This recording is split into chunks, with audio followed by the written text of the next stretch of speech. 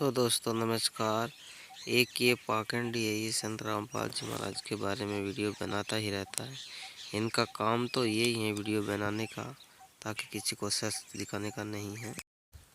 तो आइए जानते हैं ये उनकी वीडियो क्लिप। ये संत रामपाल जी महाराज के बारे में कहना क्या चाहता है, निर्णय आप ही कीजिए दोस्तों। बने रहे वीडियो के साथ अंत तक। जहाँ जहाँ यहोवा की बात आई है भाई, अच्छी तरह से बाइबल को ना देख के ही उन्होंने उसको परमेश्वर बता दिया। और ये भी बताया कि वो कबीर परमात्मा है। अगर कबीर परमात्मा ही बाइबल का यहोवा है तो यहाँ जो गाय का मांस, दूध, दही, लस्सी वो किसने खाया भाई? ये तो आपके ऊपर ही जाएगा ना। अगर बाइबल का जो यहोवा परमेश्वर है वही है कि मनुष्यों के लिए मांस खाने का आदेश उस परम पिता का नहीं है जिसने सब ब्रह्मांडों की रचना की, जो कुल का मालिक। आगे देखिएगा इसी उत्पत्ति ग्रंथ में ये 26 नंबर हमने पढ़ लिया। 27 नंबर में कि मनुष्य 27, 26 और 27 में यही व्यवस्था बताई है। ये 27 श्लोक में लिखा है कि तब परमेश्वर ने मनुष्य को अपने स्वरूप के अनुसार उत्पन्न किया। अपने स्वरूप के अनुसार परमेश्वर ने उसको उत्पन्न किया और नर और नारी करके मनुष्यों की सृष्टि की। तब सांझ हुई, फिर भोर हुआ, इस प्रकार छठवां दिन हो गया। ये और बहुत सी रचनाएं की इसके बाद। अब सातवां दिन देखो, दूसरा कंसेप्ट ये क्लियर कर दिया कि सातवें दिन तख्त पर जा बैठा, उसने विश्राम किया। उसके बाद इस काल के हाथ में बागडोर आ गई, ब्रह्म के हाथ में, और इसने अपने तीनों पुत्रों को ये बागडोर संभाल रखी है, श्री ब्रह्मा, श्री विष्णु, श्री शिव जी को। आप तो ये ब्रह्म दे रहा है, सरपुरुष जो कुरान शरीफ का ज्ञान दाता है, और ये उस अल्लाह अकबर के बारे में बता रहा है कि उसने 6 दिन में सृष्टि रची, ऐसे ऐसे कहा सबको, वो तो चला गया। अब खुद बागडोर संभाल ली ना, सोच लिया उसने। वो स्वयं आता नहीं, अन्य रूप धारण कर लेता है।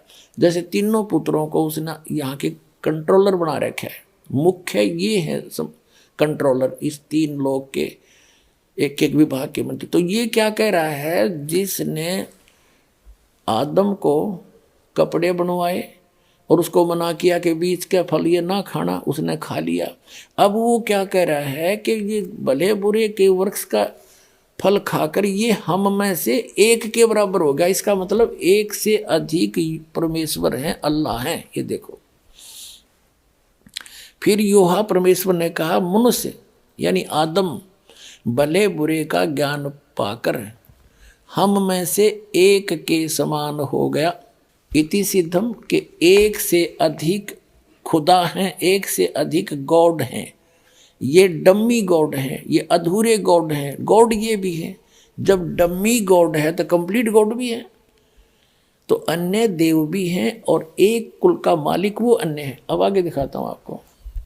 ये है जेनेसिस यानी उत्पत्ति ग्रंथ, अध्याय नंबर 16-17 का, और 17 अध्याय का श्लोक नंबर 1 है यो, 1 नंबर। अब अब्राहम 99 वर्ष का हो गया था अब्राहम।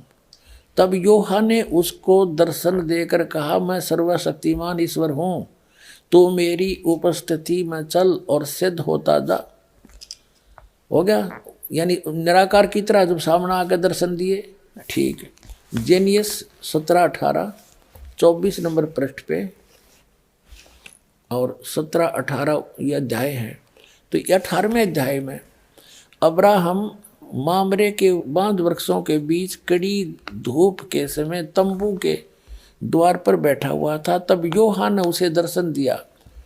उसने आंख उठाकर दृष्टि की तो क्या देखा कि 3 पुरुष, ये 3 भगवान उसके सामने खड़े हैं। और जब उसने देखा तब वह उनसे भेंट करने के लिए तंबू के द्वार से दौड़ा और भूमि पर गिरकर दंडवत की और कहने लगा, हे प्रभु, यदि मुझ पर तेरी अनुग्रह की दृष्टि है तो मैं विनती करता हूँ कि अपने दास के पास से चले ना जाना। मैं थोड़ा सा जल लाता हूँ और आप अपने पाँव धोकर इस वृक्ष के नीचे विश्राम करो। फिर मैं एक टुकड़ा रोटी ले आऊँ और उससे आप अपने अपने जीव को तृप्त करें, तब उसके पश्चात आगे बढ़ें, क्योंकि आप अपने दास के पास इसीलिए पधारे हैं। उन्होंने कहा जैसा तू कहता है वैसा कर। अब क्या सिद्ध हो गया? 3 तो हो गए सिद्ध। ये वही 3 हैं, ब्रह्मा विष्णु महेश हैं। रूप बदल कर ये किसी भी रूप में चले जाते हैं, मनुष्य जैसे सदृश रूप भी धारण कर लेते हैं। ये चतुर्भुज तक बना सकते हैं, इससे आगे इनके हाथ नहीं बन सकते। तो इसी प्रकार ये अब क्या सिद्ध हुआ कि एक कुल का मालिक है और ये अन्य अपने अपने सत्र के और भी देव हैं, जो बाइबल भी प्रमाणित करता है। और जो ये कहता है कि हिंदू अन्य देवता है ही नहीं, वो गलत मानते हैं। वो इनकम्प्लीट नॉलेज रखता है। वो कहते हैं little knowledge is the dangerous thing. नीम हकीम खतरा जान, वो नीम हकीम है जो इनकम्प्लीट स्पिरिचुअल नॉलेज रखते हैं।